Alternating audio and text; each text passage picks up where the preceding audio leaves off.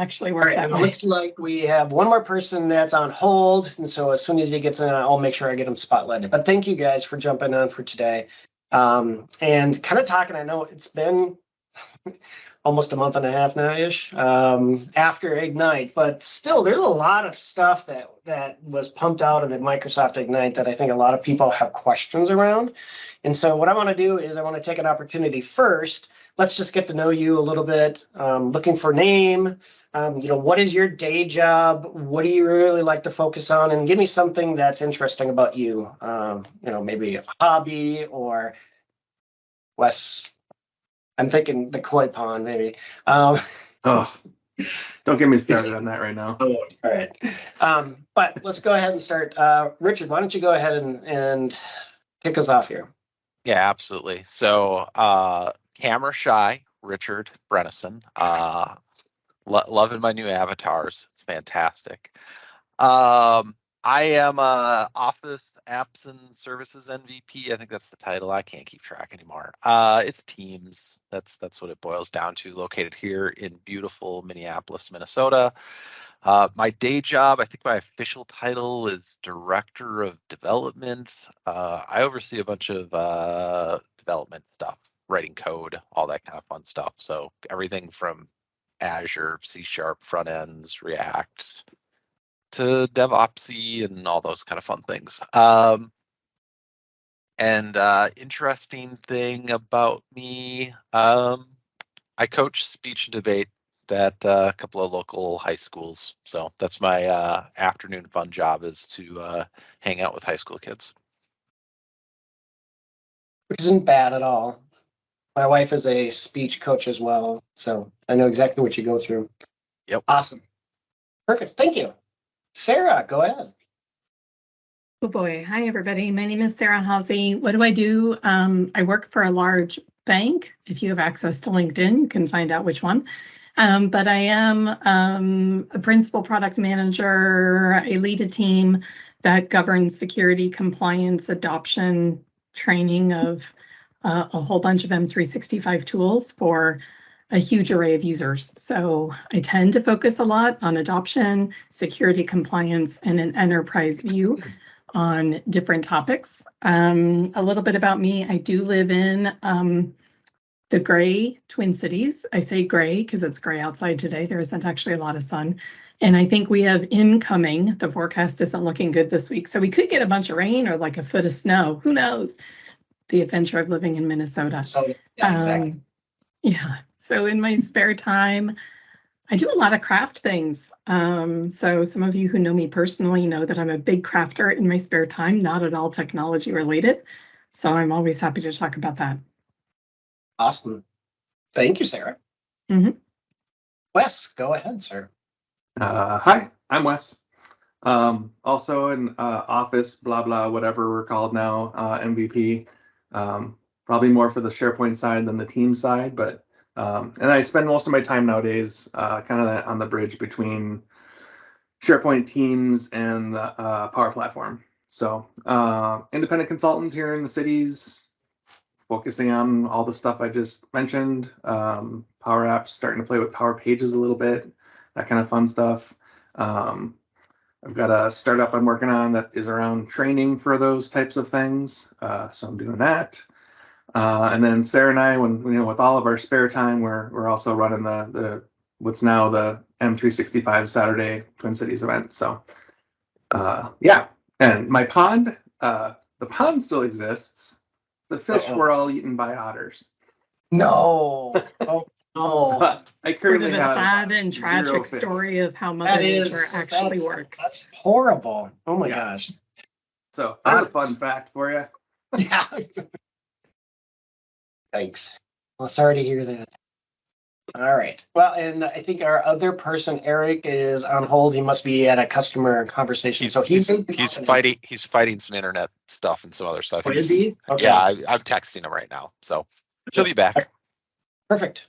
All right. Well, let's start kind of in what I want to get is what you think, and I'm just going to go around the group here. What do you feel are the big announcements that affect you, as what you do, your day-to-day jobs, that you think the attendees here would really like, wow, okay, need to really take notice of that. So anybody want to volunteer to start? Viva, I Viva, know, Viva. so many of it too, so Yeah. go ahead, Sarah. Sarah's like throwing her hand up there. Go ahead. As I was prepping for today, here's the big thing. There are so many announcements. It used to be, even a year ago when Ignite happened, all of the announcements for I want to say a 2.5 month period centered around Ignite. Frankly, as I was preparing for this, I'm like, okay, what were the Ignite announcements? What have we learned since Ignite? And I know that Wes just shared the Ignite Book of News, and half of what I wanted to talk about today isn't in the Ignite Book of News, because now we're getting updates on all of the products so fast that some of it was Ignite and some of it was after. So I think while the Ignite Book of News is great, some of what I know I want to talk about is outside of that. But holy Viva, Viva, Viva, Viva, Viva, Viva, Viva, everything is Viva. For those of you that maybe haven't been looking at Viva since it got announced in February of 2021, I think that it's going to be very difficult to not have a focus on Viva and trying to keep, I call it the Viva alphabet, straight in terms of all of the Viva products that are either already out or have been announced. I'd like to talk about a few, but I'll start there as my entry volley is Holy Viva. I think that is way more than a full-time focus, just trying to keep them all straight at a macro level. Agreed. And I think Ben put it on there first. Also, Viva La Viva is a good statement as well. So absolutely. And I did see that Eric was able to jump on. Thank you, sir. I'm glad that internet is maybe working a little bit better. You're on mute. Not audio though. Not audio. Not there. Yeah, I have to unmute. You figure I'd learn how to do that. Yeah, sorry, I had an emergency customer call pop up. So. I got you. Gotcha. If you want to do just a quick intro of who you are, and then I'll loop you on the conversation or a question that we have. My name is Eric Marsi. I'm a Microsoft MVP from Barberton, Ohio. I specialize in Teams voice and Teams meeting rooms. Pretty much that's about the best way to put it. Anything Skype server too. If anybody wants to go down that rabbit hole, count me in there too. So very good. So the question at hand is, what did you feel was the big announcements wrapped around Ignite, or those things previous or after that you think our users really need to know around, especially the things that you hit, right? And so Sarah was talking about Viva, anything doing with Viva. Anybody else want to go after Sarah? I'd say on the Power Platform side, the other big thing, not big thing, the other thing that they continue to hammer is Dataverse, and that is, I think, especially those of us that are coming from the M365 side, trying to try it out, see what it's all about, digging in, trying the little entry points that they've given us, like the Power Apps for Teams, is all on Dataverse and all that fun stuff. So that one is kind of top of mind. Other things from that side were cards for Power Apps, Power Pages, which they kind of pitched as new, but is really like a V3. But it's just important to understand where that sits kind of in our tool set. And then some other ones were managed environments for Dataverse. But these all have caveats, right? Managed environments are going to be really cool in terms of rolling out and moving stuff around, but they're also only available with premium licenses. So, things like that are kind of a little asterisk down there. Same with cards. Right now, cards is only available with Dataverse.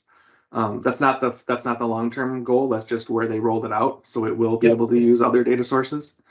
What was the last one? The virtual agents inside of Power Apps is interesting. I haven't done much with that, but it's another thing to take a look at. So yeah, I would agree with that. Yeah. Something before we move on, something you said, and maybe something to think about too, is are you guys finding that really now that the really cool bells and whistles we're going to be paying a premium for? Yeah.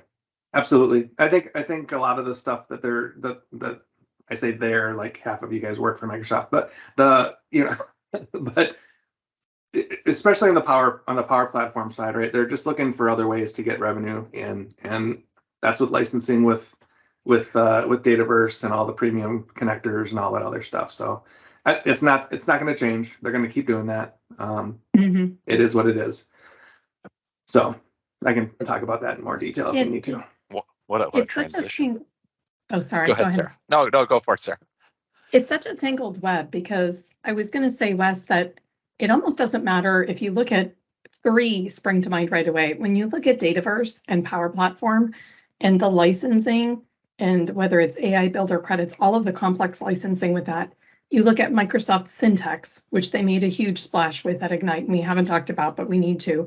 And then if you look at Viva, the licensing model, regardless of what kind of a plan you're on from an organizational perspective, is very complex. How you're going to use these things, is it centrally paid for? Is it billed out by department? And how would you track that?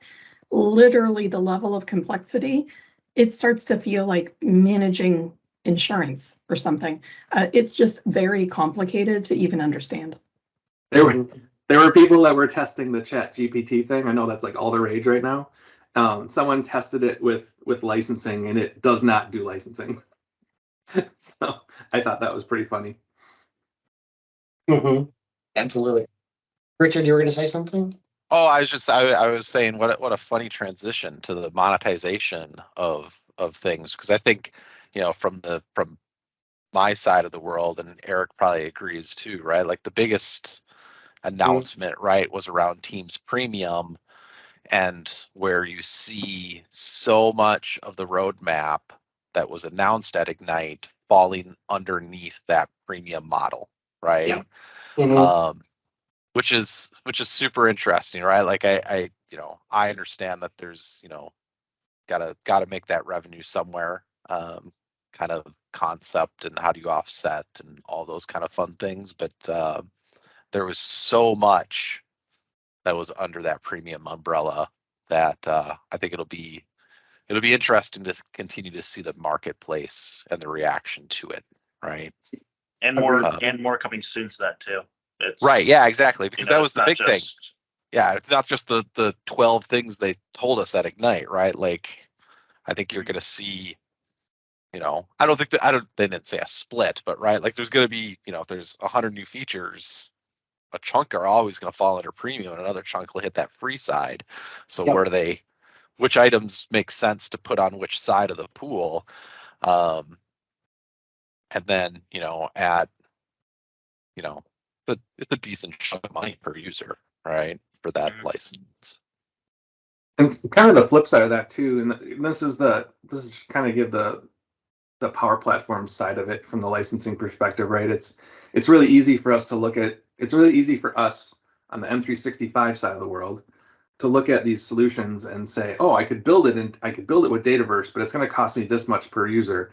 And for this one solution, it doesn't work, right? But what Microsoft is saying, and I kind of agree with them on this perspective, is if you go to 2, 3, 4 more departments, and they're each saying, hey, this is really expensive for my one app. Hey, it's really expensive for my one app. But from a level up, you look at it and go, I've got 10 apps that need this thing. Now it's actually worthwhile, right? Now it's actually worth it for me to buy the licensing and have it across my organization and be able to, now it's affordable. So it's just something to keep in mind when you're looking at it from the perspective of a single team and a single license. Yeah, it probably doesn't make sense, but from an org perspective, it might at least look at it at that level. So just one. I'm not looking for excuses for you guys to go spend thousands and millions of dollars, but just that's one perspective, and it actually doesn't make sense for some organizations. Yeah, I think the sell, right, on the Teams Premium side, right, I think there's probably a larger number of users you might end up needing to license than if you were looking at like a Dataverse, right, and some of the Power Platform. Like, to me, that's a smaller bucket of users maybe, whereas I might have depending on what the feature is, it might be a much larger bucket on the Teams Premium side, right, at $10 a user per month.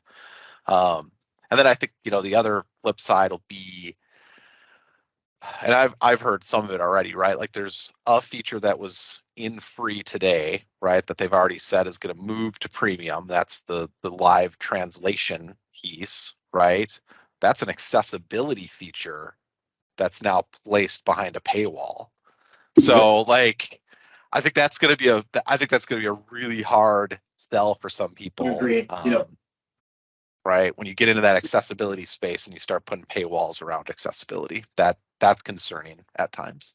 Yeah. And doesn't it feel like, and I've seen some of the comments in the chat, we used to think about things like E3 and E5 being a bundle price, and now it seems like E3 and E5 is more, personal opinion, it's more like a starter pack.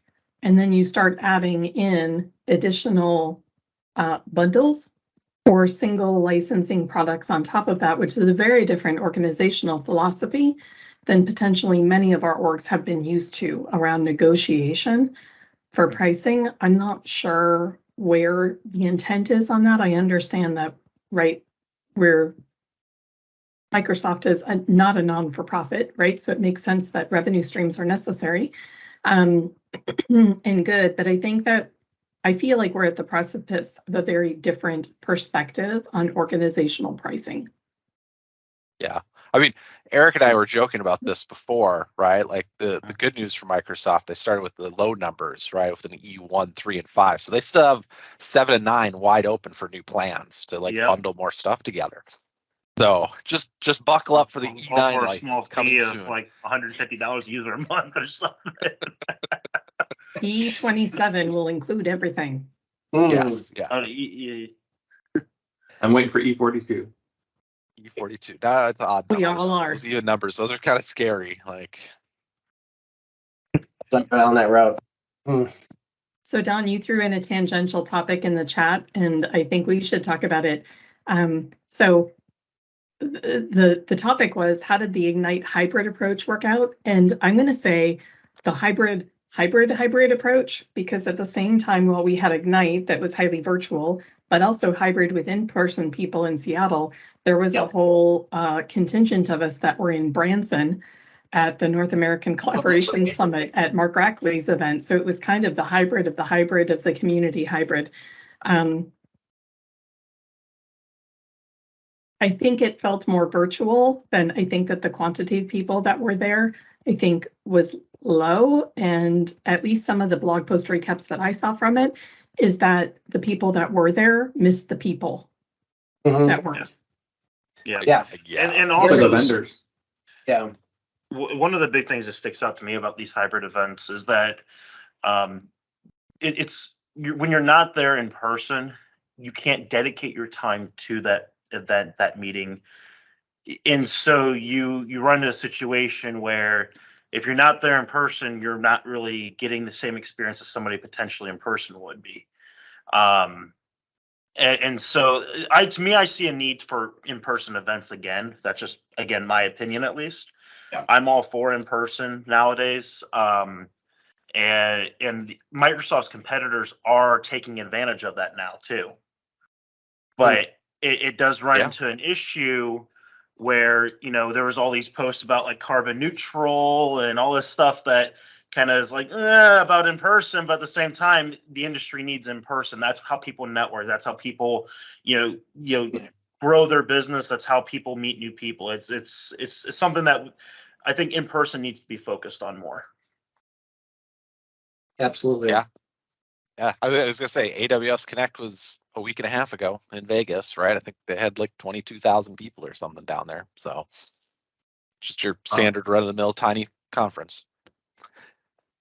Well, I don't think it's just the attendees. I think it's the partners also want to do it too. I mean, I'm starting to hear things like, no, I'm not going to sponsor a virtual event anymore because we're just going to do it in person because we get more value out of that, right? So it's not just the attendees too.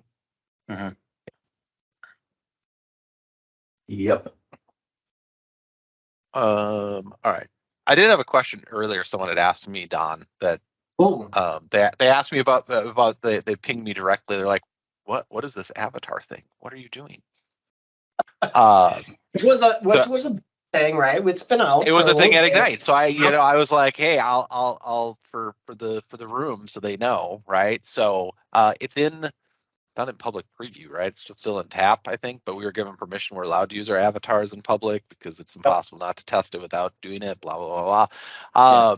So it's right. It's that that was one of the interesting things, right? So at Ignite, they had the announcement, they had the Facebook announcement, or Meta, excuse me, right? And the Meta plus Metaverse, Microsoft, future vision, vaporware discussion that they had. But the one thing that did come, right, was that, coming soon is this idea of avatars, right? So that we as people who don't like cameras or are super camera shy can still like build themselves an avatar and join meetings with avatars. And I mean, the great thing is, I mean, not only do you have an avatar, but like they gave us so many different reactions in here Yeah, that too. it's just it's like I don't know where did it go. I still don't understand why I would ever use this one. Oh, did they take it out? Tell me they didn't take it out.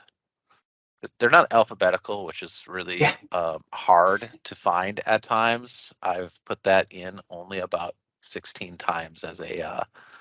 Oh, here we go. Yeah, you can dab, or my favorite, which I still don't know why I would do it.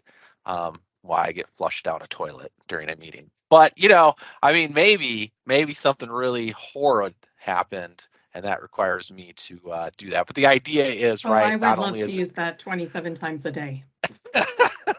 so not only is it just right, like adding the avatar, the idea is to get the reactions with it, right? So I've actually found it to be my team never goes on camera. Maybe that's developers hate cameras. I don't know, but they've all loved the avatar thing, right? Yeah. And they're all using it, right? So to get some reactions out of other than the big blank space for the camera, I think has been pretty big. The other nice thing about it is that it doesn't require you to have a camera. Originally, like when I first saw avatars, I'm like, oh man, it's probably like watching my face. It's like see my facial expressions and it's mimicking that on screen. It doesn't do any of that. Right. And so I was kind of curious about that when I first started playing. I was like, oh wait, that doesn't actually use a camera. The nice thing is that hey, if you want to stay involved in the meeting, you want to go heat up a microwave pizza or make a sandwich, you can. Right. You're still in that meeting. Right. And I mean, great solution for the VDI folks, right? Who don't have camera access typically in a VDI environment. So yep. So sorry, it was just I saw the note that I was going to respond to that. Sorry. No, absolutely. No, but I think that's a big thing, and I think every company is going to have that decision on if this is something they're going to be utilizing or not, and is it part of their is that maybe part of their hybrid work strategy? I mean, to give that flexibility. I was holding a few minutes ago, and I got just the message came on to leave a message. Yeah. There we go. So, I mean, I think that's just part of that. As this rolls out, people and organizations are going to have to really think about how does this fit into what we do as an organization. Is this more important than just having a representation of them there? What are they going to get out of it? So, right. Well, then this is going to be a premium feature, then no one will use it. I don't know, right? Like, we're going to throw that out there. We don't know yet. I love Jake's comment. My 13-year-old son will love it when he gets into the workplace. Well, all right. And there is some of it. Right? The funny thing is, so in our org, right? Like we've got the gamut, right? From 22 out of college to near retirement. The group that has rejected it has been like the 25 to 30-year-old group. They're like, this is the dumbest thing I've ever seen, right? They won't use it.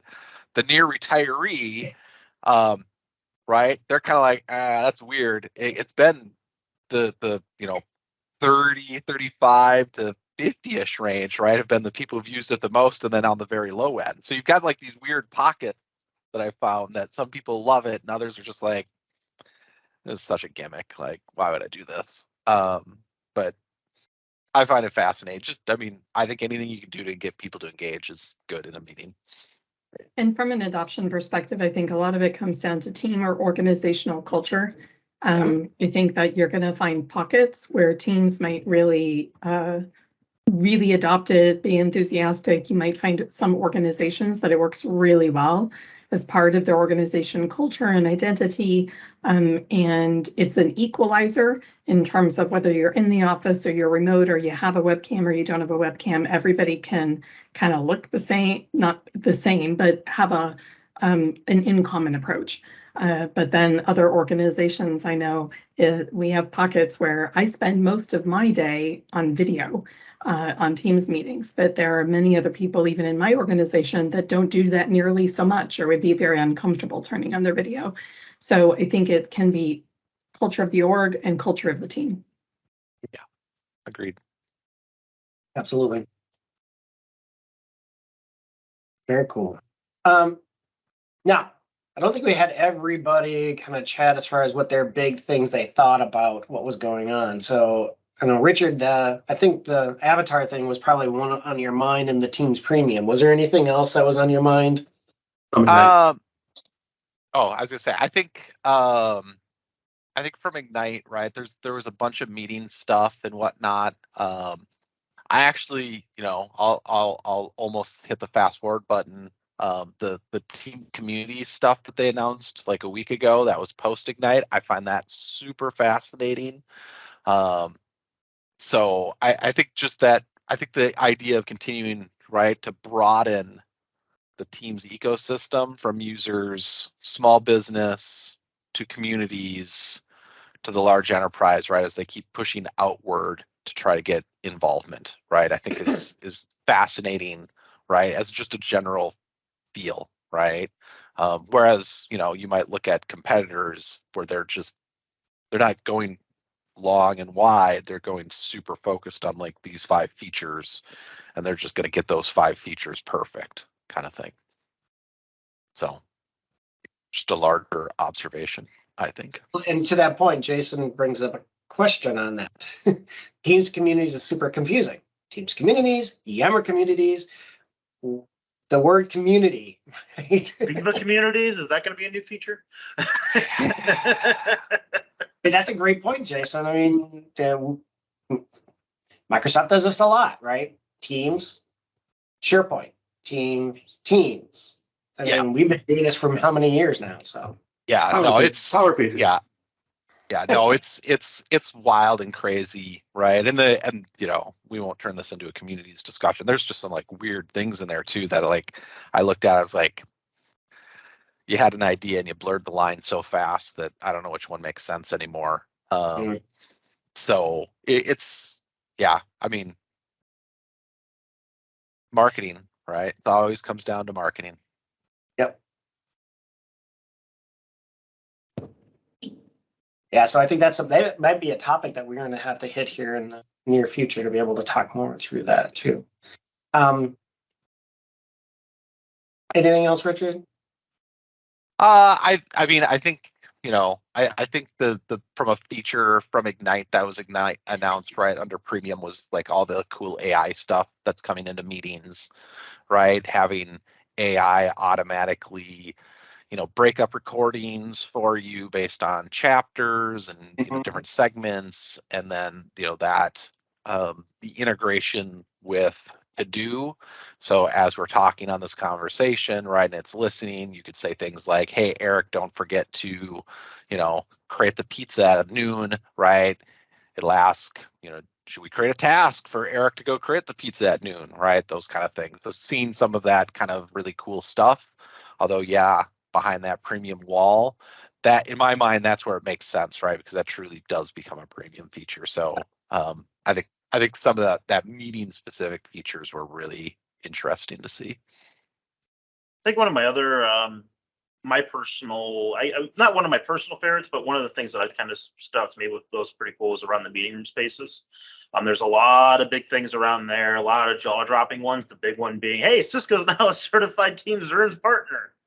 And they're going to be shipping the native Teams firmware on their devices. What devices? We don't know yet, but they're going to be. That was a big one.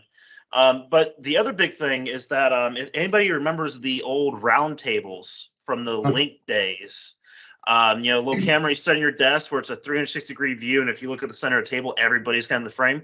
The problem with that back then is that it would just send out one giant long video stream of that conference room and that conference table with everybody there.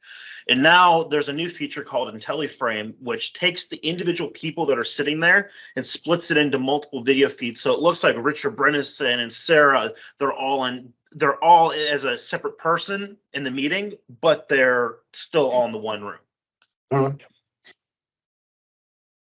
So that's one of the bigger two announcements around the rooms from a hardware standpoint. And then I think the other very controversial topic is around room licensing. And we could probably have a... What are you talking about? It's another all rooms are paywall free type thing. Yeah, all rooms are free. Asterisks up to 25 rooms and limited features, way limited features. Exactly. Yeah, so the Teams Room Basic versus Teams Room Pro conversation that started before Ignite, right? They talked through it a little bit more. It's still being talked about, right? Mm-hmm. Yep. And for those not familiar, just kind of quick rundown. Used to be 2 licensing tiers: Teams Room Standard, Teams Rooms Premium. Those tiers are still somewhat there today.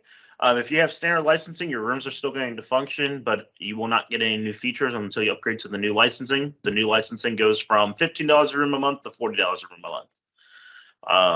If you're using Premium before, we had the extra management portal and the managed service. The managed service is now gone, but you still have access to the portal, and that is now part of the Pro licensing. And then your tenant gets 25 free licenses for the Teams Rooms Basic, but it's literally going to allow you to use one screen, join a meeting, and that's going to be it. There's really not much it can do. It has no telephony. You can't add a Teams phone system license to it and expect you to get telephony. Will not work. You have to have the Teams Rooms Pro license. And I think along the other piece to that is the announcement that if you do not have a Teams Room license associated to that device, it will not work. Yes, so that's the other thing. A lot of C-level executives potentially have a Teams Rooms on Android device in their office, and they use that as part of their workflow. A lot of times that's typically what you see with C-level execs. They're probably signed into their own account. Well, going forward, you have to have a meeting room set up for that CEO now, which the reason why is the device itself is a shared device. And technically, even today, if you're using that, that's against the EULA for the E3, E5 standard licensing. It's not a shared device license. Today, that is still not enforced, but beginning next July, that will be enforced for all rooms. So if you're using any E3, E5, any custom combination of apps applied to a user account for your meeting room, they will not sign into Teams going forward. Exactly.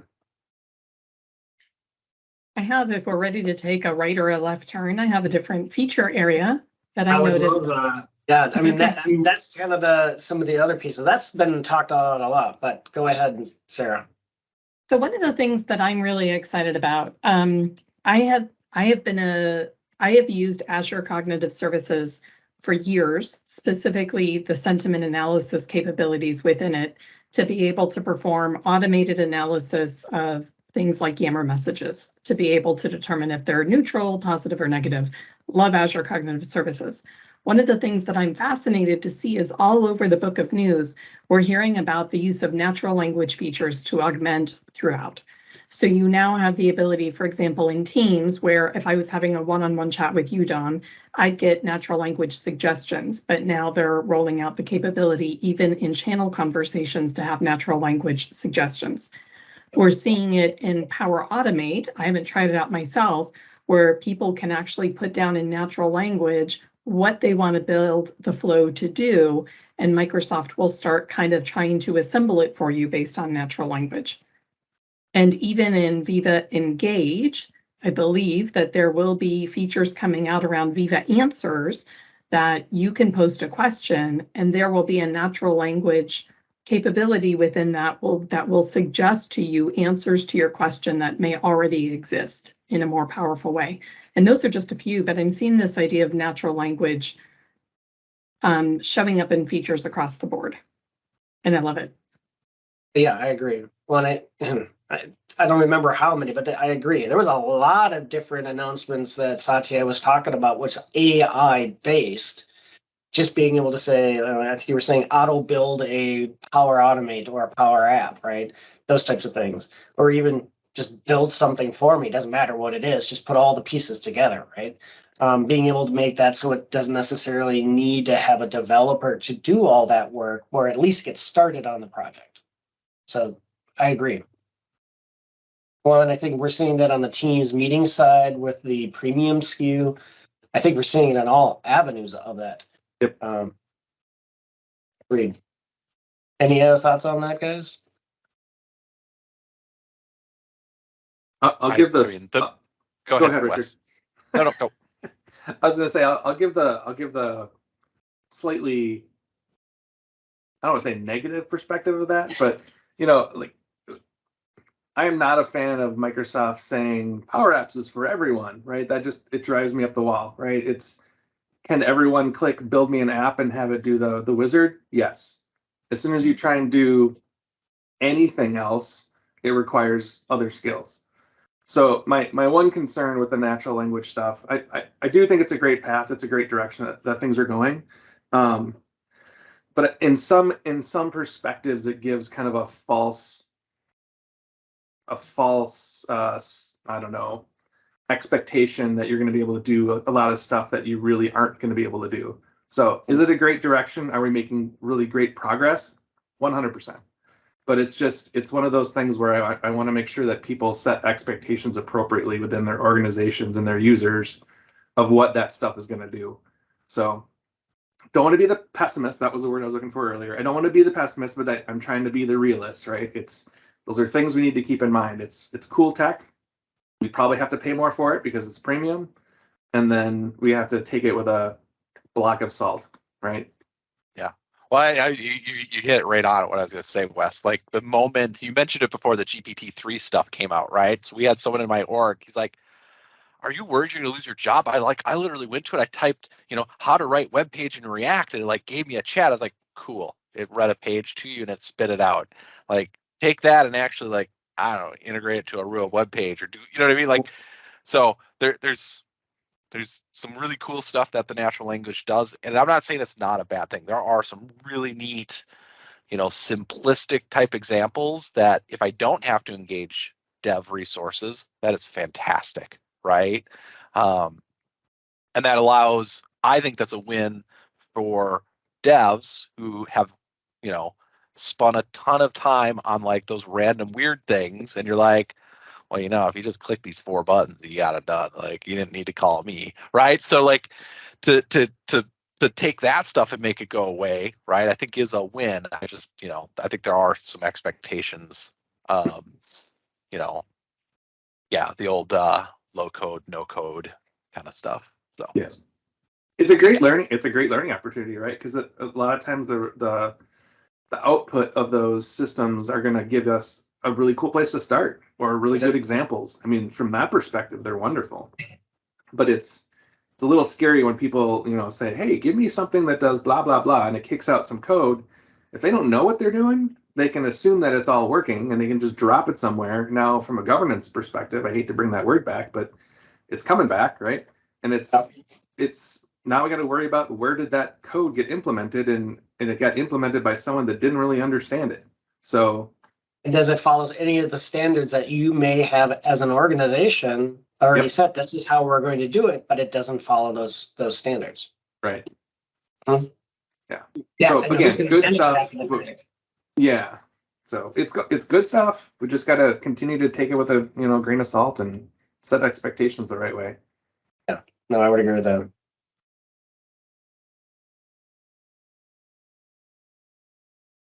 So any other big thoughts? I mean, thank you, Sarah, for bringing that one up, because that's a huge, I think that's underlying what's going on with that. And it's, it's that same kind of conversation where you said avatars. Do you really want to go forward with doing something like that? That's a cultural thing, right? AI, you really have to put some thought into it and how you as an organization are going to utilize it or not utilize it.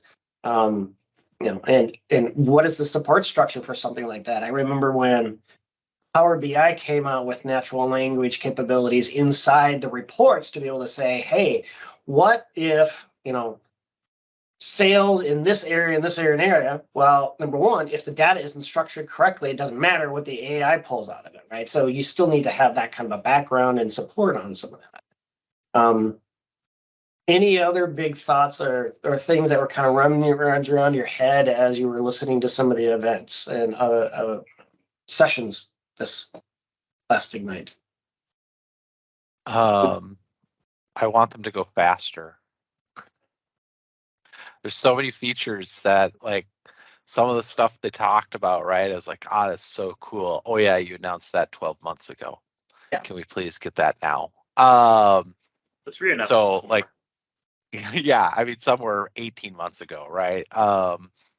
So I think I don't have the answer, because obviously, like, Microsoft doesn't do a traditional roadmap anymore, right? It's the old agile development. When it's ready kind of mindset. So it's been, I think that's been a interesting journey, right? Over the last 12 months, people, right? Hey, they announced this feature. Why haven't we gotten X, Y, and Z yet, right? So I think that's been an interesting way to try to temper it, right? But I mean, there's so much cool stuff coming, right? Like, they could probably hire another 50,000 people. Agreed. Yeah, and I think, the features are coming, right? It's just which ones do everybody really, really want? And those are the ones that are usually farther out, the cool ones. Right. The other thing that you have to keep in mind is that it used to be that you used to be able to plan on either in person or virtually or hybrid now, attending something like Ignite and being up on the latest news and what's coming. That's not the case now. And I'm thinking at the end of September, and I don't remember what it was called, and maybe Michelle Gilbert, you can help me, but there was a huge virtual session that was held at the end of September that Jared Spatero did. Satya was on it, interviewing the CEO of LinkedIn, and they had all kinds of announcements on there about Viva Connections. That happened a few weeks before Ignite, and none of that content was carried over into the Ignite book of news, meaning that we have event on event on event on event on event, and you may not necessarily hear about all of those unless you have fingers in a whole lot of pies, because I got to be honest, if we don't hear about them until kind of late, and I have Microsoft things all over my socials, from Facebook to LinkedIn to Twitter and everywhere else, and if I'm having trouble keeping on top of it, I just assume that a lot of other people are having a tremendous difficulty even hearing about it. Agreed. Yeah, I would agree. I mean, just because you mentioned my name, I'll just pipe in and say, it's difficult, I think, not only, as you are all MVPs, but it's difficult, even being Microsoft employees. Don and I can say it's hard because there's noise coming from every direction. That particular one was something that came up, I think, on like Microsoft.com event, which I'll throw the link in here. And sometimes they have different events that come out. And that was Jared delivering a lot of the Viva goodness like ahead of time. And I expected it to be at Ignite. I didn't see like the deeper dives that I, had seen in the previous session. So there's noise coming in every direction. We all know that. Yeah. Well, there's a lot of Viva vaporware still too. That is a marketing heavy niche right now. Now, is there a lot of good stuff coming? Yeah. But like every time they drop a new product name out there, like half of it's not done yet. So it's a little frustrating from, the perspective of trying to support it and, blog about it and talk about where it fits within your tool set when like half of it doesn't exist or isn't released yet. So that's a little frustrating. And the supporting stuff from an MVP perspective, you guys don't get any of that information until months later, a lot of times. A lot of times, yeah. And honestly, I think a lot of our sources of information, or a lot of the excuse me, the communication channels that we've had in the past are frankly kind of drying up. There's we're getting some information, but we're not getting advanced information in the way that we used to get it, which is a little frustrating. I can imagine. But so kind of go back to your question, Don, about not to jump off of this one, but to go back to what are other things that are rolling around. Again, from the Power Platform perspective, I think governance is kind of resurging a little bit. Like we went through our cycle with SharePoint. What was it? 2007, 2010 was kind of like the peak of everyone trying to figure out that governance was something they had to care about, and how they were going to deal with it, and all the maturity models in that space. I think we're kind of hitting stride with that in the Power Platform now, in terms of people saying, hey, this is all really great stuff, but we got to kind of maybe slow down for a bit and kind of wrap our arms around how we're managing these platforms and how we're giving them to people and educating people and wrapping policies around it. So I think at least that's the parallel I'm seeing, just because of where we sat in the technology, evolution. But I'm hearing governance a lot on the Power Platform side, and kind of, so there's a lot of talks on that. I wholeheartedly agree. I think I love what I'm hearing about Power Platform and the capabilities. I think it's great for citizen developers, for people who really want to be able to ideate and create within our organizations. But frankly, it makes me nervous when I think about what kinds of admin privileges, if any, do you need to deploy and make some of these solutions in the Power Platform live in your environment? And what if you have one segment of your users creating a solution, and then if they can't deploy it themselves, then you need an admin or a global admin to be able to deploy it? How are organizations going to oversee that? The governance of that, I think, is very challenging for me to think about. Whether, no matter what industry you're in, whether you're in a highly regulated industry or not, I just don't necessarily understand yet what the vision is there. And I think that in this case, the functionality is getting way ahead of the governance capabilities or practices. Yeah. And governance was something that was targeted at least, again, like Don, you and I worked together, and Sarah and other people too, right? Like governance was targeted, I don't know, I want to say kind of primarily at the IT pros, right? It was, and there were certainly things that fell into the users and pro dev and all that stuff too. But I mean, when we were talking about it in the SharePoint world, it was the IT pros, right? We had to set up all this stuff to make sure it was supportable and blah, blah, blah. And it spilled into other areas, which it should have. But now we're talking about a completely different audience, right? We're saying, hey, you want to build these apps? Well, you need to do these other things. You need to have these policies in place. End users, power users, are not in IT most of the time, right? They are not used to those things being set on them. They're not used to those expectations. They are business people, and it's a completely different audience. So I'm not saying we can't wrap stuff around that, but we have to do it in a different way than we did the last time around.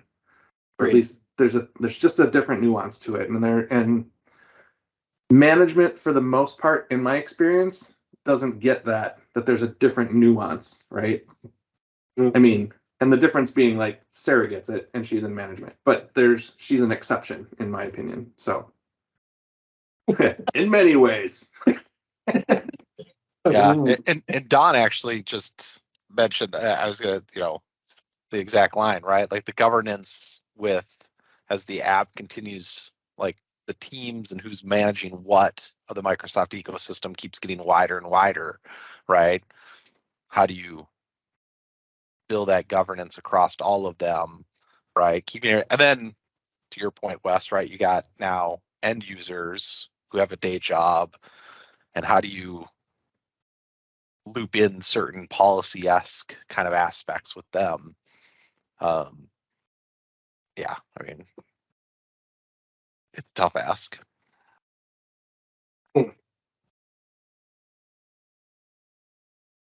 Any other big thoughts on that?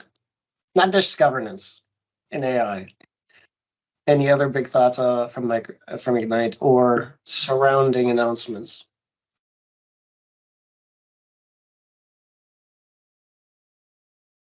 Those are my big ones. And somebody did, by the way, bring up part of the point, and I just remembered when I mentioned this, Microsoft Places. You know, we were talking about, hey, it's a marketing thing. What the heck is it? Nobody knows. They announced it. They did a little screen, you know, a little video of what it could potentially be, but really, what is that service? It was vaporware at this point until we know what's going on, right? I mean, they did that a bunch of times, right? The signature Teams rooms. Like, what is that? It was a really looking pretty slide. I mean, what a cool idea. Let us know because I want to sell it, I guess. Yeah, I know. I mean, thing- that's exactly right. Like, I was like, The one thing that I would recommend is that for a lot of these new features, capabilities, Viva products, et cetera, I would recommend keeping in close contact with your Microsoft account team for many of them. And I know we haven't talked about it yet, but I'm very excited for Viva Amplify, which is a new upcoming Viva product that will enable you to manage your communications campaigns and be able to, for example, write your communications in one place in Viva Amplify and then publish out to places like SharePoint and Yammer and Viva Engage and Teams and email and others, and see analytics in one place. I know that they have a public preview of that available. So for a lot of these things that are kind of vaporware now or that haven't landed yet, it may be hard to find out about all of those preview options that exist, and they tend to exist at the small micro level. So it's going to be really important to, if you hear about something like that, to connect with your Microsoft product team to be able to ask if they have those capabilities that you can test out. Agreed. And I think, Yeah. you know, and there are other ways to be able to get those announcements. There's updates that can be brought by the account team to help out with that. So not just these scenarios, but really connect with your account teams. I don't know. I did it when I was a product manager. I love that kind of connection and getting that information from them. I do it as a Microsoft employee now with my customers to make sure that they know what's going on and coming up. You know, we want to make sure you guys have the right information, and I think that's important. But just sometimes you just got to ask, right? I think there's a lot of Well, ones that don't even know who their account teams are. Agreed. And some of them, Yeah. you know, and the connections are very different if you're at an enterprise level versus a smaller, medium size. Small. Yep. Agreed. So yeah, and I was going to say that the other piece that I think is harder now for IT admins is the connections internally that need to be made, right? So like I use Amplify as a great example, right? I've had this conversation with a handful of people, and in the IT space, right? Because that's where I connect with IT folks most often. They could care less about Amplify. Like literally, it doesn't even hit their radar, right? But it is really important for the 3 people who are down in marketing or something like that have, you know, they're used to, you know, from a social media perspective, maybe they use Buffer or something else like that does similar things from a social media standpoint that, you know, Amplify will probably change their work dramatically, right? But how does IT know I heard Amplify. Oh, that means I need to go talk to those 3 random people down in marketing, right? So like, to me, that's been one of the really interesting is watching IT. I know some people in IT don't want to talk to end users, but like it's become so much more valuable now to have those relationships so much wider in the organization from our perspective. So I found that fascinating too. It is. Yeah. All right. Any other thoughts? Because we're getting close to time here for this part of the session. Any other closing thoughts? Like, what was the one takeaway that you think that everybody should just have from the announcements? I'm just going to say the announcements because there was a lot of things there, right? That you think these people want to take away from the panel discussion today. I know it's hard to just say one thing. build time into your professional schedule for you to go searching for new content, products, and features to learn about. I know historically for myself, at many points in time, I have done things like I used to block pre-COVID. I had blocked 7 to 9 a.m. on my work calendar on Friday mornings. I would go sit at a coffee shop, get a coffee, and literally I would serve Twitter, the Microsoft sites and their news articles, and I would spend 2 hours over coffee just trying to learn new things. Invaluable to be able to just dedicate some time. Excellent.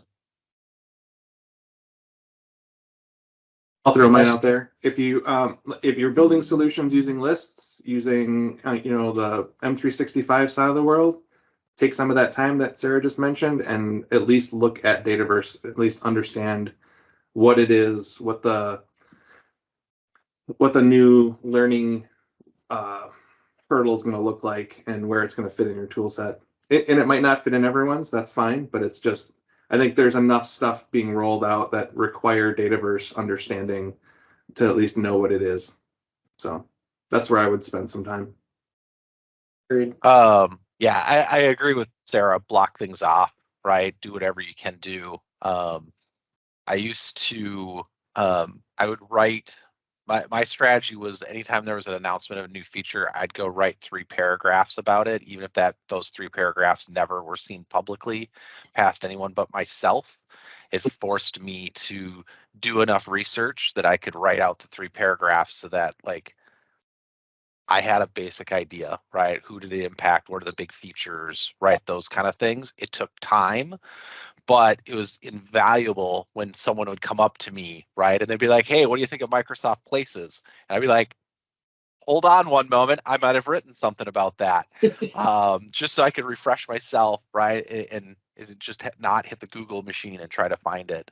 I think the biggest takeaway is that I thought I saw from a team's perspective at Ignite is Microsoft is starting to see and feel the pressure of competitors around calling and meetings and all those things. So you're seeing a ton of new features. Some are reactionary to what other people are doing, and others are clearly trying to get in front of the game a little bit more so they continue to have a few more check marks against these companies. But you're just seeing so much more competition now from certain companies, especially one that starts with the letter Z.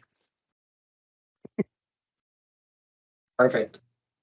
Well, thank you, everybody. I appreciate you taking some time this afternoon to be able to talk to the user group about your thoughts on this.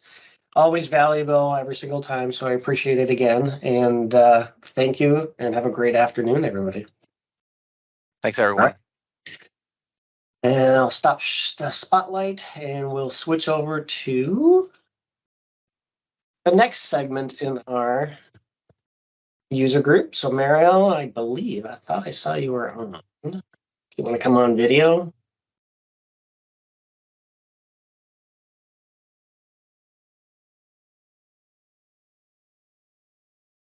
There you are. Hello. Yes, sorry, it took a little bit to load. Hello. Hello. All right, Mariel, thanks for jumping on. If you want to go ahead and present. And Mariel and I are actually on the same team. We work through, we've done this a couple times and talked to customers about this. And we thought, hey, this would be a great opportunity to be able to talk to you about the best practices within a hybrid meetings and hybrid work, and kind of talk through, because we're all in it, we're doing a lot. So what does that look like, right? So go ahead, and why don't we jump to the next one? All right. Perfect. Go ahead, Mariel.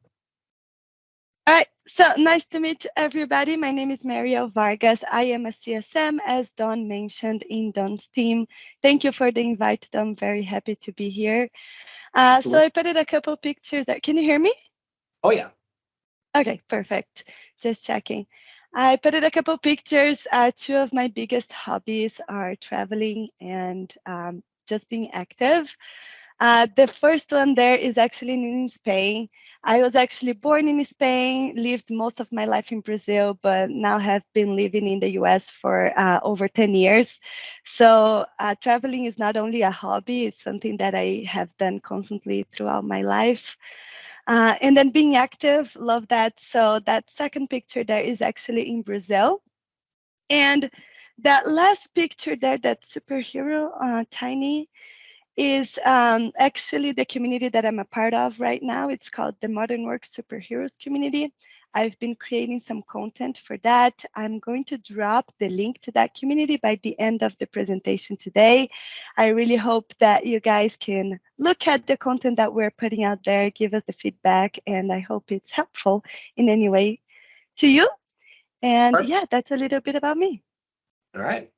And my name is Donais. I'm a Microsoft Converged.com CSM. What does that mean? Well, I'm kind of like Mariel, and what she does is helping customers with adopting the tools that they purchased. I focus on specifically Teams Voice and Microsoft Teams Rooms.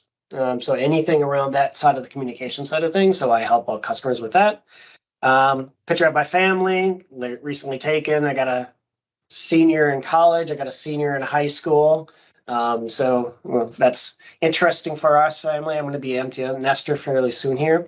And then some of you guys know that I'm a drummer. When I'm not doing this day job, I go and play with a cover band in the Twin Cities area. So thank you. I like that kit too, Ryan. Had it for a few years. Go ahead, Mariel. Perfect. Here's the agenda for today. So we're going to start by looking at the top 10 tips for hybrid meetings. Then I'm going to go over the guidance on what to do before, during, and after your hybrid meeting.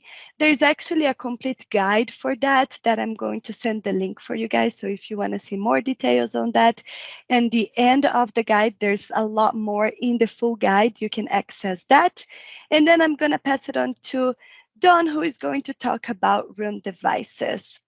And then we're going to wrap up. We really want to answer all of your questions today. I haven't been the entire time today in the call, but I know that Don always hosts very engaging meetings, and that's what I want to do today as well. So if you have questions, please don't hesitate to throw them in the chat. Me and Don, we're going to be working here together to answer all of your questions and making sure we bring anything up during the presentation if it's relevant, okay?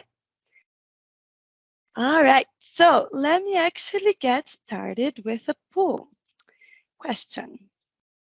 So the first one here, and let me see if this is going to work out. I'm going to launch, and you should be seeing it pretty soon.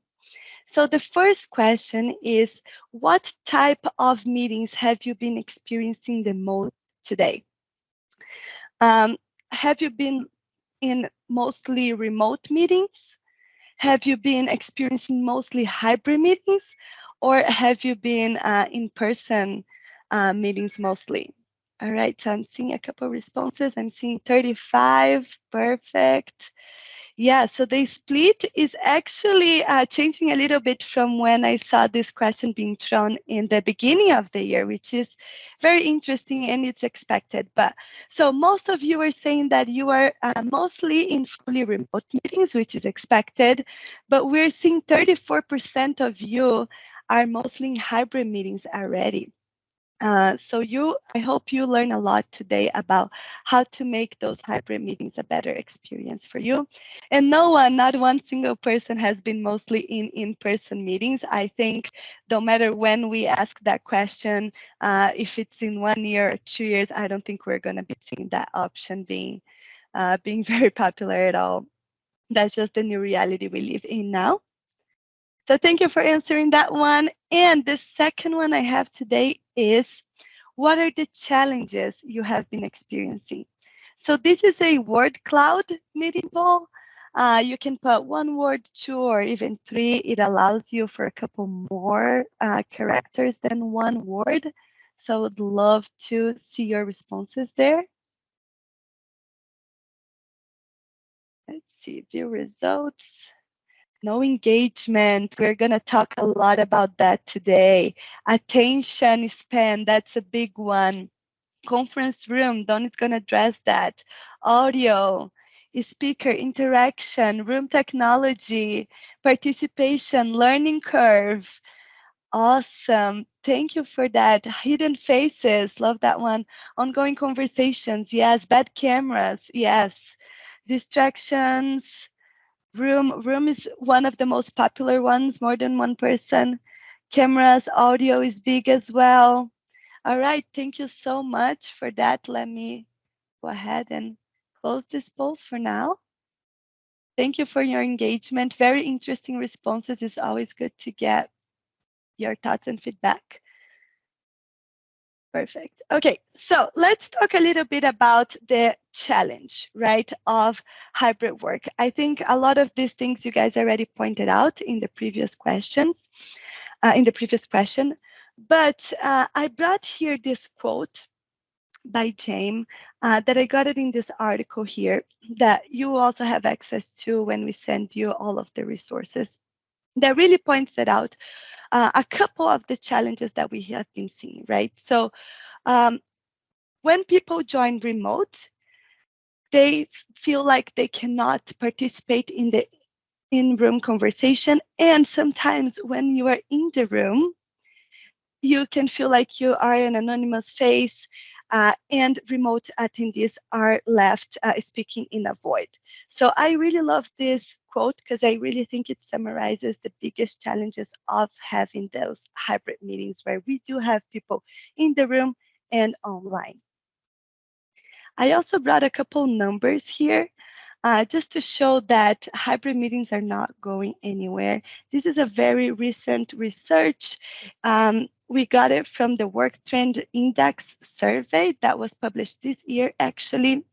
And it says that over 50% of employees, so 57% of employees, are likely consider shifting to a hybrid work model, right? So no one, or not, I shouldn't say no one, but more than half of employees, they want to have that flexibility of having a hybrid work model. 54% of leaders are investing in tech and space to redesign meeting rooms. So this is a need and leaders are investing on it. 52% said that they're open to using digital immersive spaces. So I was very excited to see this because as you probably have seen, Microsoft has been investing a lot in the immersive experiences. And it's very exciting to see that people are open and excited about using it. And 3 times more remote jobs on LinkedIn are attracting 2.6 times more views. So people are interested, they are applying more, they are looking into moving into jobs that have that flexibility. So it's here, we need to learn how to get the most out of it. So where were we before? We were with standard work hours, dedicated focus work time, on-site attendees having the advantage because you were in the room, people that were online many times, they couldn't really engage in the meeting, and it was a distraction-less environment. With the pandemic, what happened? We saw a decrease of work-life balance. We saw more meetings than ever popping up on our calendars. I think everyone can relate to that one. We saw a total shift to remote-only work. And we noticed that staying engaged was a challenge. So what do we need to do now? What are we going to learn today? Some practices to apply here. So what do we need now? Collaborate on our own time, empower personal work styles, have inclusive meeting experiences, and we need connections that feel natural and immersive. All right, and this is just a quick summary of the challenge that we just went over. So really the challenge is that we're not going back to what we had before. Hybrid meeting is a reality. And we need to understand that hybrid meetings may not feel natural at first, but we're gonna get there. We're gonna adjust as we go. Here's the formula that we have come up with. So we need to bring all the best practices that we have learned from remote work, and we need to agree and adopt on the new best practices for hybrid participation. The effect of that, the result of that, actually research has shown that if people feel comfortable in participating during meetings, meetings can be 3 times more effective. All right, so that's our goal here. Okay, so let's look into the top 10 tips for hybrid work. You can take a screenshot. There has been a lot of CSMs or customer success managers like me who have looked into this list and added on here.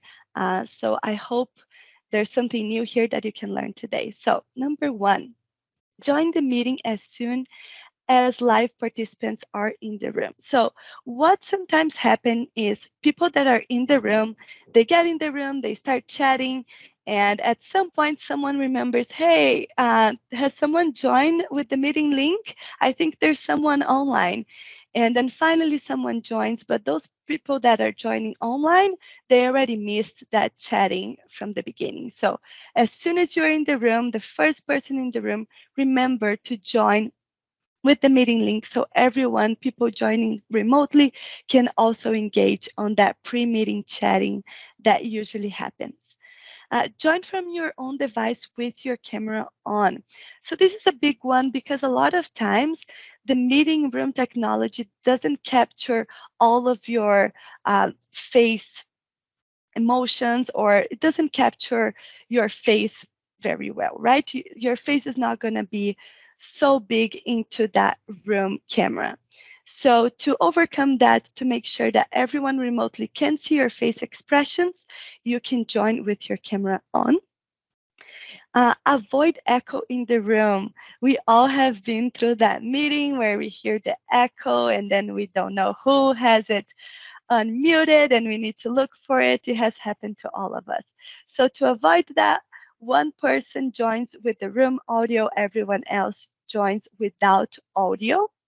And a lot of our new meeting devices, I don't know if Don is going to touch on this later on, but they automatically identify if you are in the meeting room, and they automatically will tell you what's the most appropriate option if your laptop is close to the meeting room device. So we are already automating a couple of the things, but it's important to ensure that you are joining with the right audio configuration.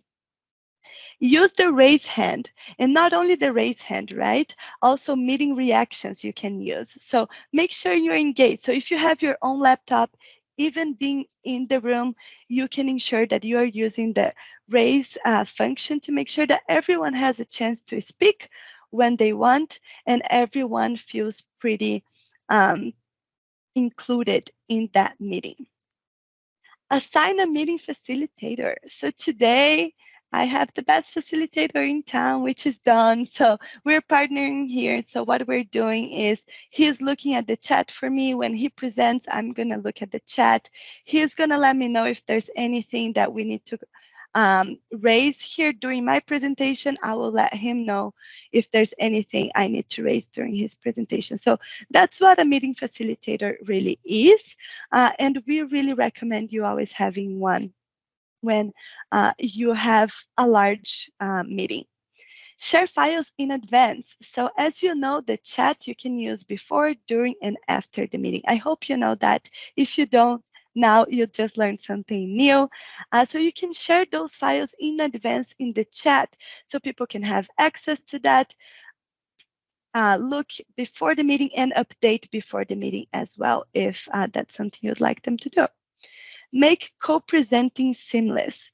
With PowerPoint Live, I'm not using PowerPoint Live today because I'm going to share my screen in just a little bit, but PowerPoint Live makes really smooth transitions between presenters. So I'm going to try to demo that to you in a bit. And it has a lot of other features that make presenting much easier, more effective, and just a better experience overall. So I encourage you trying that out and using when appropriate. Brainstorm virtually, Microsoft has done a lot of improvements into our whiteboard application. If you have not used it recently, go check it out, because every time I find something new. Today I was testing it. I found out there's some games templates within whiteboard. So I'm telling you, every time you join, every time you open a new whiteboard, you can find something new. So I encourage you using that during your presentations. And there's also a really nice feature called content camera. So if you have a whiteboard in the room, you can actually bring that within your meeting very easily with content camera. Use meeting notes. We're also improving a lot the experience behind meeting notes. So right now, if you open meeting notes, it will probably be wiki, but pretty soon it's coming to OneNote. I've heard from a lot of other CSMs that most of us prefer OneNote for note-taking. So I'm actually very excited about this improvement. I'm already seeing on my teams. So hopefully you are going to be seeing on your environment pretty soon. So utilize that. Utilize meeting notes, because that's going to be saved in your meeting before, during, and after. If it's a recurrent call, those meeting notes are gonna populate from the previous call, so you can start from that, and you don't start. You know exactly what was said in the previous call. And then using meeting recap, I'm gonna also demo that to you. So once the meeting is done, Microsoft is automatically going to recap that meeting for you on the meeting details. So once everybody leaves, after some time, you can go back to that meeting and check the meeting recap. And one thing on top of that, Mariel, I found too, is a good practice in general is when you have a hybrid meeting, and the fact is not everybody's going to be able to be there. And so recording these meetings and if you don't have it automatically set up to record, that's an option you can do in meeting options. But doing that is actually best practice in hybrid scenarios, because not everybody can be there, because maybe they're running somebody to the doctor, kids at school, things like that. They can come back and hit it later on, or those people can refresh what you guys talked about, especially if it's an important meeting. So keep that one in mind. Yeah, I love that one, Don. I actually have it on my notes to make sure that I demo a recording. So thank you for adding that. Perfect. How am I doing on time, Don? Doing well. Perfect. Okay. So I'm going to fly through this, but as I said, and actually Don already put it on the chat. So if you go over the chat and you go to that second link, you're going to see the full guide for effective hybrid meetings. I just brought to you the first part of that, which is the hybrid meeting guidance. But that guide is broken into 3 parts. So hybrid meeting guidance, remote work guidance, and technical meeting guidance. All of those 3 parts are broken into before, during, and after. So you can see the complete guide in the link that Don shared in the chat, the second link. I'm going to fly through the first part just so you get a sense, and I'm going to give you a couple more tips, and then I'm going to go through demo. So let me know if I'm doing too bad on time, Don, as I go here. But all right, so starting with before the meeting. Number 1, choose the right space. Determine what you want to accomplish in that meeting. Determine is it better remote only? Is it better hybrid? If it's hybrid, which room do I want to use? Adjust meeting settings. So there's a lot of things that you can do on meeting settings, especially if you have a large meeting of over 20 people. I highly recommend you going to meeting settings and checking if everything you need is there.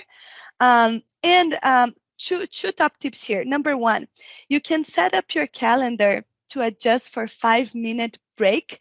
We inside of Microsoft, we have been talking about that a lot. So ending meetings 5 minutes early or starting 5 minutes later to give people time to take a break, take a sip of water. If they're changing rooms, especially if they are in the office, walking to the room. So when you schedule that meeting, do 1:05 or end at 12:55 to give that 5-minute break to people.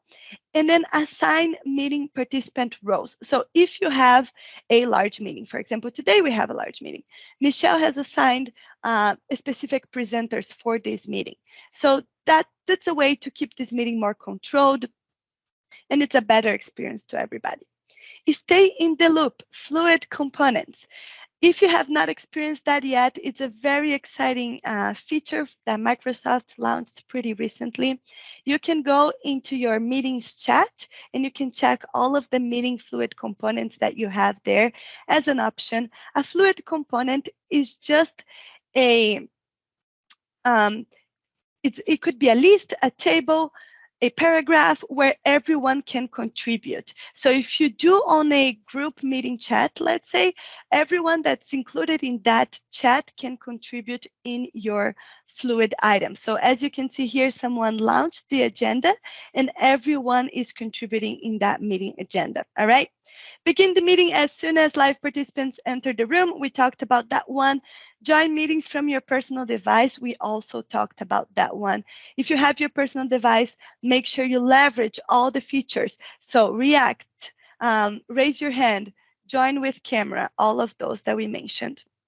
Find the optimal viewing experience. So you have different viewing experiences. You can do large gallery, you can do together mode, explore those and know how to, which one best fit the meeting that you are on.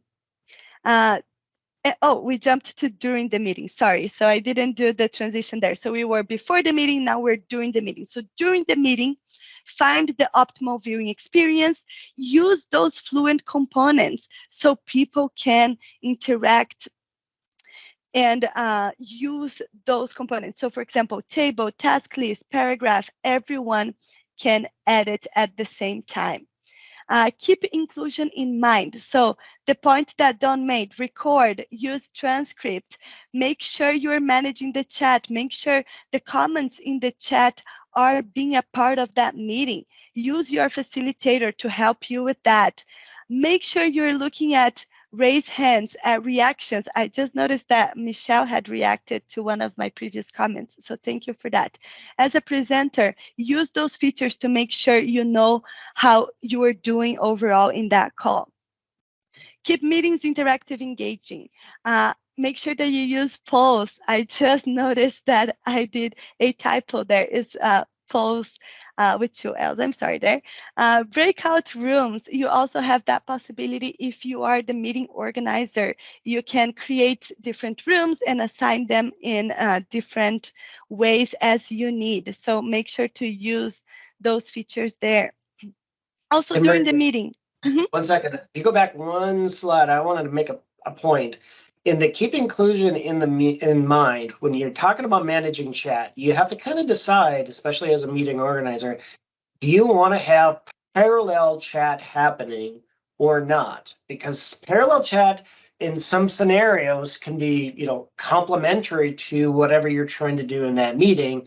And then I have seen it not be so complementary in that meeting. So you have to kind of decide, especially on a chat side of things. So like, for instance, the conversations that we've been having in this particular meeting, great. This is the kind of stuff that I would consider parallel conversations that the presenters can then interact and watch and see what's going on and then react to what's going on. That would be a great example of a parallel conversation we would want to have and then promote within our meeting. So just a tidbit about that.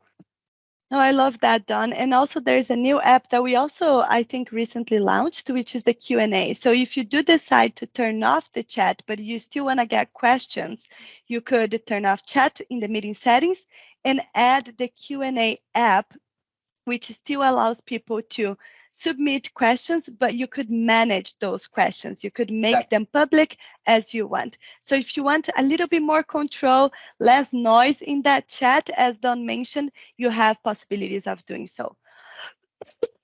Sorry. All right. So during meeting as well, use the digital whiteboard and use PowerPoint Live to make co-presenting seamless. Excuse me.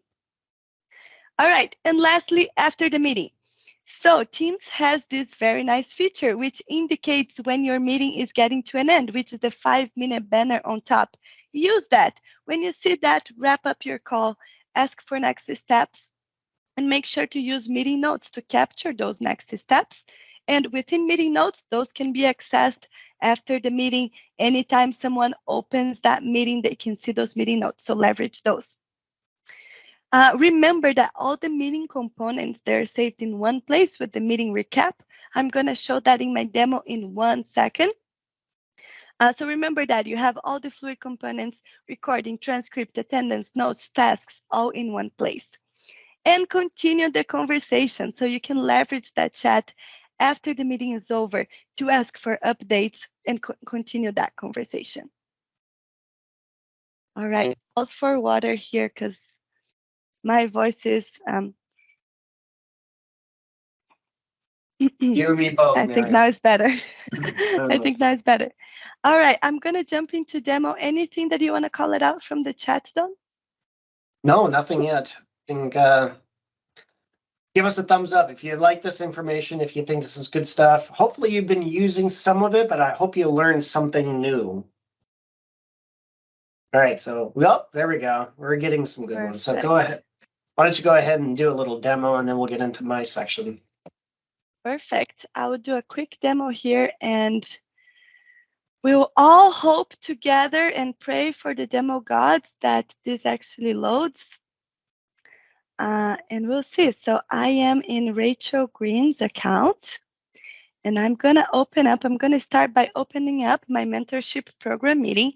So before the meeting, what can I do? I can go open up that meeting, go to chat, and I can do a couple things before this meeting starts. So what I did here, I put it a Fluent component. I put it the presentation that I'm going to be using, and I asked Ross, hey Ross, can you please add any agenda items that I have missed, and can you please go and check this PowerPoint? So now I'm going to go to Ross' account before the meeting, and I'm seeing, oh, okay, Rachel has put this in here. Sorry, guys. I've been traveling a lot this past weekend, and a lot of air conditioning is not the best for me. All right, so as Ross, I'm now seeing everything that Rachel has posted. I'm going to this Fluent component, and I'm adding here, as you guys can see it live, hopefully. I can also open that presentation, do changes, and talk to Rachel before the meeting getting started. Perfect. Then I'm going to go ahead and get started. In here, you can see those audio configurations we talked about. You can see me there again. Let me turn this off. All right, I'm going to join. Here you can also see, oh, now I can't anymore. But if I turn on video, I could put a couple background options before joining that call. All right, now I'm going to join, and I'm also going to join as Ross as well. All right. Perfect.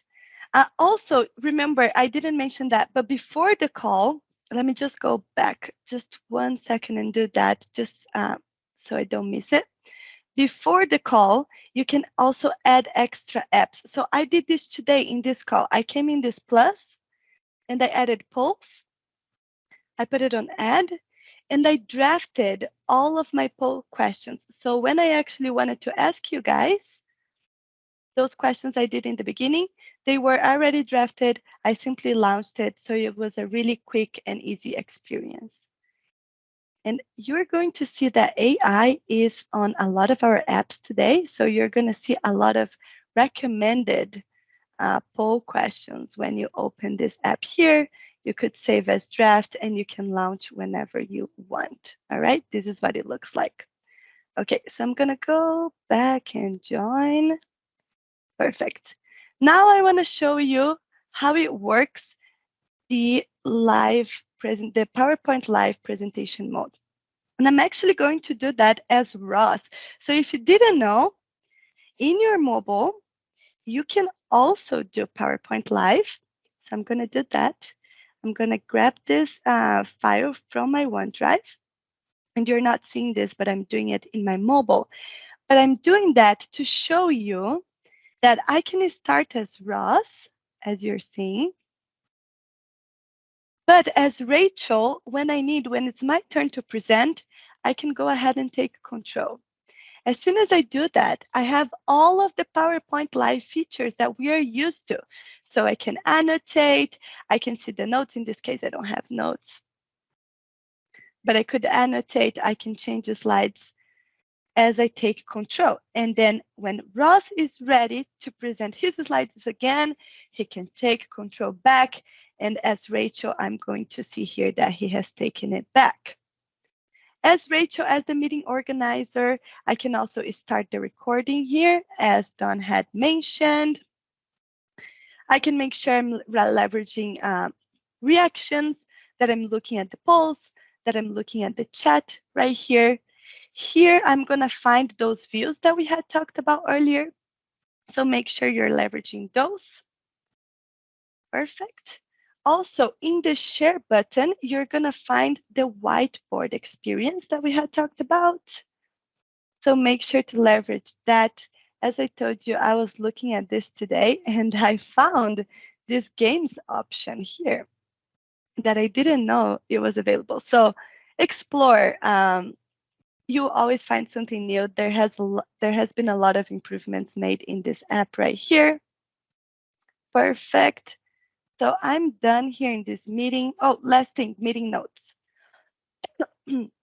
Make sure as you go, you're taking notes and you're capturing those next steps in there. All right, and then the last thing that I want to show you is once a meeting is done, I'm going to go to a previous meeting, this marketing check-in. If I open it after the meeting is done, you're going to see that meeting recap. So the recording is going to be right here, the notes. You can check attendance. You can check here also recording scripts. Everything is saved and the chat is also there. So you can keep the conversation going even if the meeting is over. All right. I think that's everything from me today. Jason, I do have some experience using content cameras. I was going to bring up in my demo today, but I couldn't have the setup because I'm not in my usual home office today. So I don't have the usual setup that I have. But if you're talking about bringing it up, the content camera to bring analog. So for example, if I have a whiteboard right behind me, I could be annotating using that analog, using that whiteboard. The content camera in Teams is going to identify everything that I'm writing as I leave. And if I am in front of that whiteboard again, the text is going to be in front of it. So what I'm going to do, I'm going to look for a link with a couple pictures so everyone in the call can see it. I don't have it ready to demo today, but I've experienced, I've tried to use it many times before, Jason, as test, and it has worked. Yeah, and I'll hit it a little bit in this section coming up here as well. Oops. All right, perfect. So that's it from me. Don, anything you want to bring it up before jumping to room devices? Nope. Perfect. So over to you. All right. So request a control.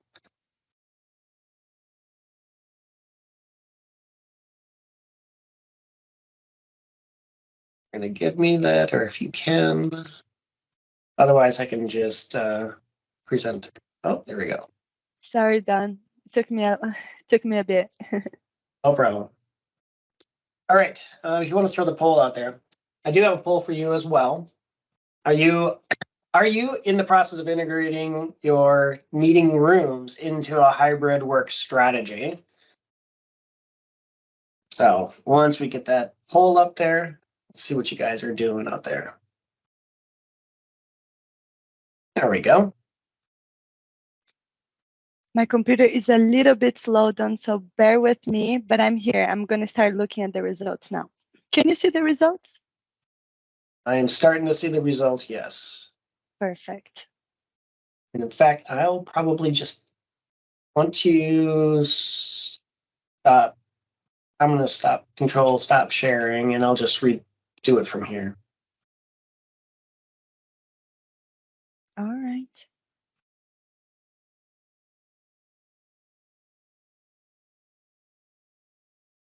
Hey, are you sharing your screen? No, that's your screen still. Give me a second.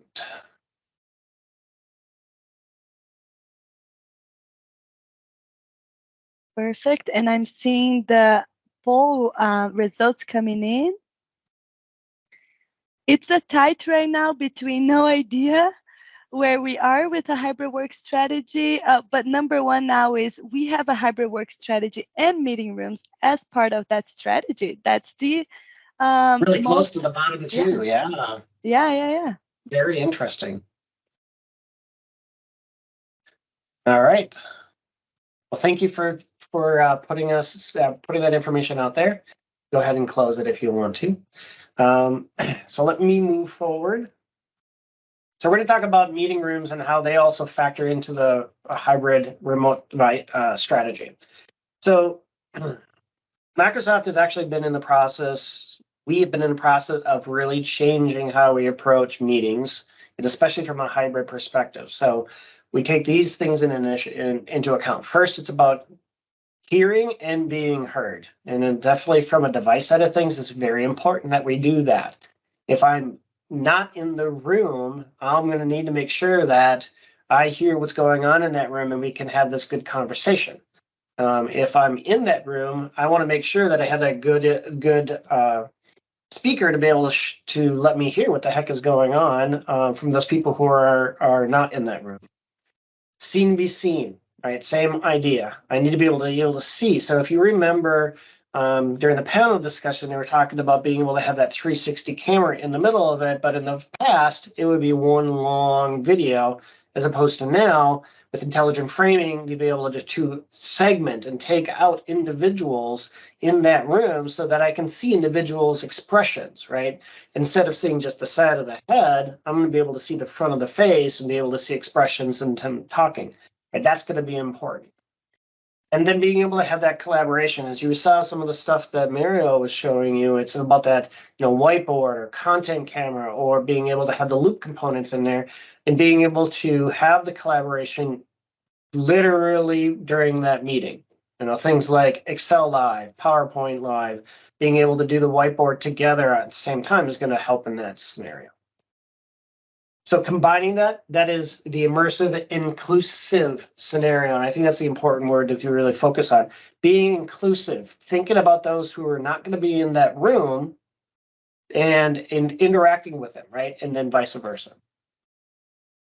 Okay, so realistically, it's been an evolution. And so a long time ago, really, it was just meetings just work, right? That you just want to be able to get at the start.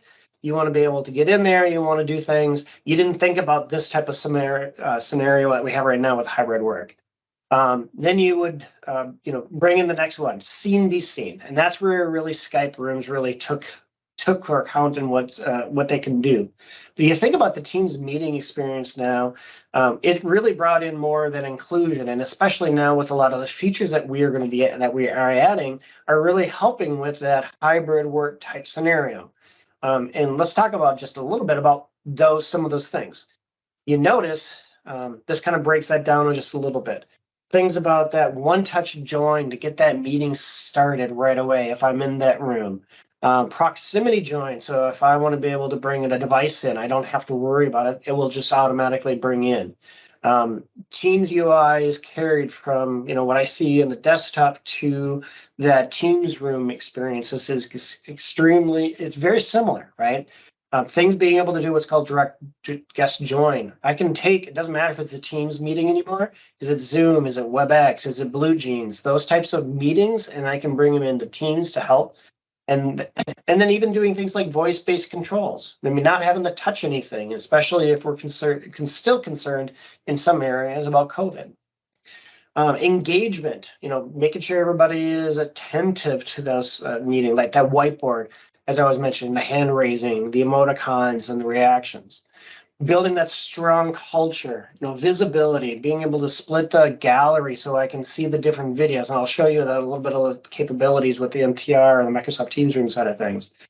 But inclusive video, so this thing called front row, and that's really that's kind of one of the forefront pieces for what the hybrid meeting scenario is inside that room. And auto live captioning is part of it. Utilizing things like intelligent cameras, intelligent speakers to be able to bring the right information. So if I want to see that transcript and I want to be able to see all of that information, I can then, translate it who's speaking at what time. That gets recorded and then gets dumped into stream. Okay?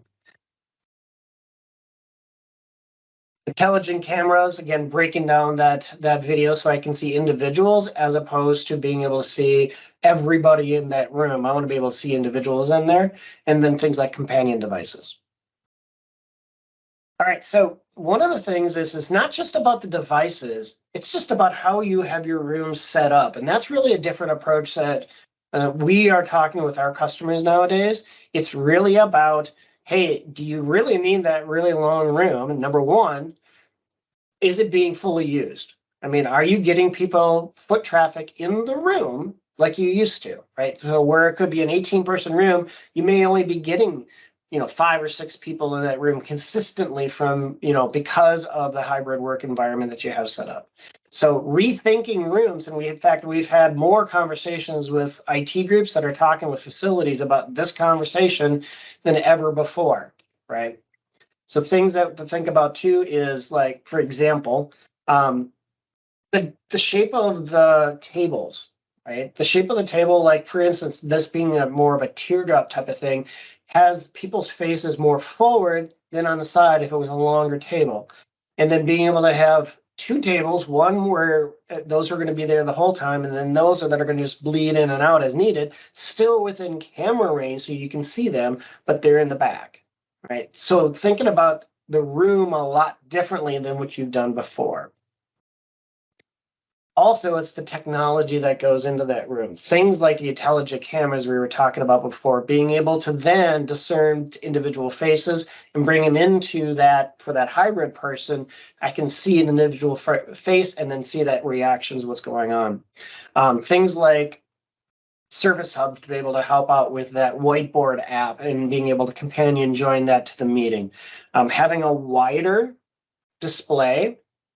21:9 is now starting to be a format that we can use in the scenarios like this, where I can actually have, and we'll dive into that image there a little bit, where you can have all the participants in the bottom, you have the content in the middle, and you have other pieces that are on the sides.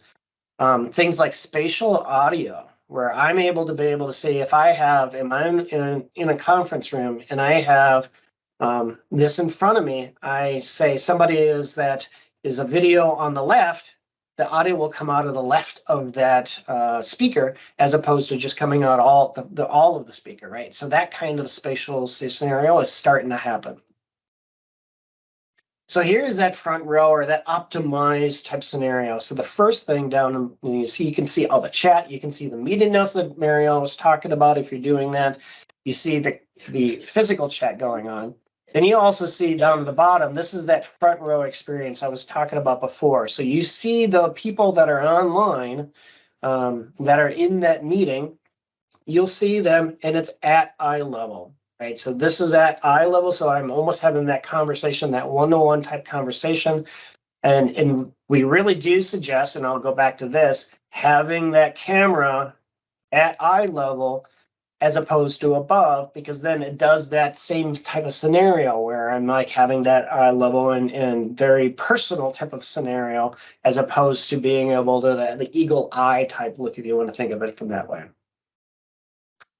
All right, co-creation, we talked about whiteboards, but we also kind of talked about this idea of using a content camera. And what Mariel was kind of trying to talk about is the capability from the content camera perspective is to show the content and not the person writing on the board, right? So literally it has the AI technology to be able to white that person out so I can still see what that person is doing behind the scenes, right? So it gives me a little bit more information. Now, it's not interactive from a remote perspective, but at least you see what's going on, and it's a dedicated camera to that particular content that's being displayed on the whiteboard.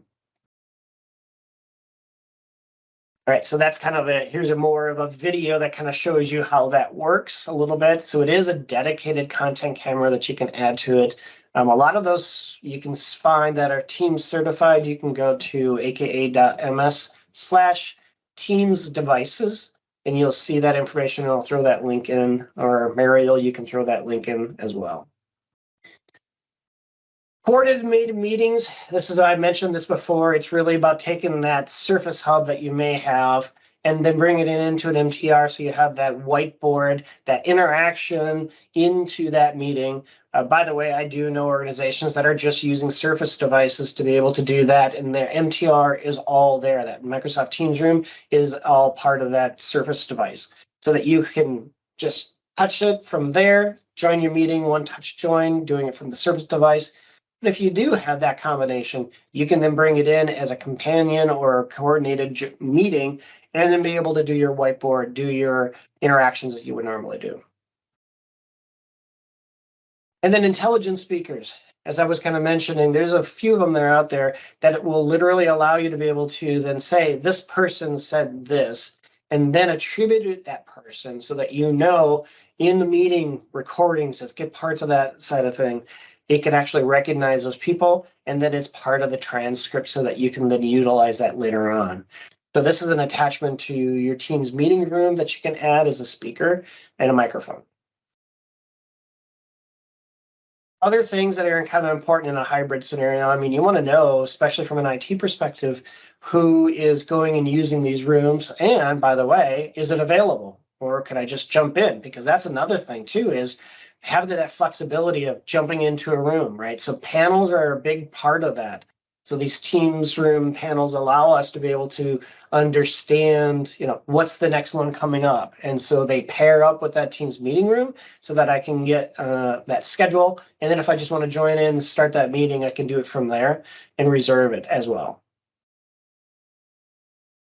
So just a couple of things to reiterate as far as some of the best practices, especially with meeting room. And some of the things that Mariel kind of mentioned, but I just want to reiterate some of those things. It's really, is it going to be a Teams meeting room, or is it going to be other rooms, like a physical meeting room with a Microsoft Teams room device in there, or maybe it's something smaller, right? So maybe it's you have your laptop, you have to plug in, and then it brings a external camera, brings in a speaker puck, those types of things. How would that work? So things that we're going to kind of just quickly go through some best practices.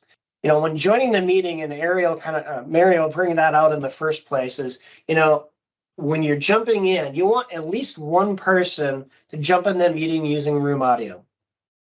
That way you have that already connected, or I've also done it where I just go to the panel and push the button, it'll automatically use the room audio. Now, if you are a individual, then jumping into that meeting and the meeting is already up, you open your laptop, you jump into it because you want to get the chats and things like that. You can join the meeting if you want to present, whatever you want to do from there, but just make sure you're not doing any audio at all because the room is going to take care of it. And by the way, if it notices you're in that room, in that meeting, it will automatically default to that for you, right? So noticing those types of things is going to be important, as I mentioned. The other thing too is, especially in the rooms themselves, when you do have Microsoft Team Room, there's the ways to be able to change the layout. And you want to think about the way that you have your displays set up. So what is going to be the best optimal scenario for what you're trying to do for that particular meeting? And being able to change that, what you can change inside the MTR itself, is how you want that information to be. You want to be content focused, or you want to be user focused. What do you want that to be for your meeting? So understand you have that ability to be able to do that at the Microsoft Teams room level. All right, so if you don't necessarily have that Teams room or a Surface Hub, and you have the pucks and those types of things, right? Utilizing things like joining using your audio. And again, if you're plugging it in, that means there might be an external camera, there might be an external speaker puck, something that you can use for that. So connect via USB or HDMI to do that, and then choose your computer audio to be able to get into that or use that device. if you have a couple people in that room, not everybody needs to join into that meeting because you're going to have that problem with multiple mics open, multiple speakers open. So not everybody has to join that meeting with their device if that's the case, especially if it's only two people in that room and you have 3 people that are remote. Okay. Highly suggest if you don't have some kind of an external speaker, especially if it's a couple people in a room, find one. That's going to be very important because you utilize, I don't know about you guys, but utilizing just my laptop speaker for a couple people in a meeting is not optimal, right? For good collaboration, good conversation. So try to find something or find and book a room, even if it's too large for you, just it'll be a better experience long-term for everybody. And then if need, use, change your view, right? So go to together mode or go into grid view, depending upon how many people are going to be in that meeting. All right. Is there any questions out there? No, no questions in the chat, Don, but I would love to give a chance Jason for just people threw to. something out there. Just saw that. Yeah. Yeah, Jason. So spell out best practice for configuring. Well, let me find the link. But there is a good docs resource on Teams Rooms resource, doing that resource account and getting that set up. For example, assume you want cloud recording disabled for resource account. Okay, so number 1, none of them have recording as part of that, right? So when a recording happens, let me answer that question. When a recording happens, it's not the Teams Room account that's doing the recording. It is one of the user accounts associated to that meeting that's going to have that happen. So you're not going to have to worry about that piece of it because it's not going to have that capability because there is no OneDrive associated to a resource account that is associated to that. There is none of those features that you would normally see in a user account. So keep that in mind. So maybe it's more of a, what is that Teams Room resource account? How does that work? But it's not like a typical user, just so you keep that in mind. But let me see if I can find the link on that information as well and send it to you. Perfect. Awesome, Don. I think that's it. I'm gonna paste it again, all of the resource links that we had shared in the beginning of the call and throughout the presentation. If you are interested in joining the Modern Work Superheroes community, I included the form to submit to join that community in those resources. I also included the link to our YouTube channel where we have every month a new video with tips on all of the Microsoft apps for Modern Work specifically. And yeah, feel free to connect with me if you have any questions. On Twitter, I only post about Microsoft stuff. In fact, I only started using Twitter again after years because of Microsoft. It's one of the best places to get the latest content on Microsoft, what are the latest features and news. So I love checking all the MVPs in there. So feel free to connect with me in there, and it has been a pleasure. Perfect. Yeah, and I think Jennifer was saying, I don't know if we could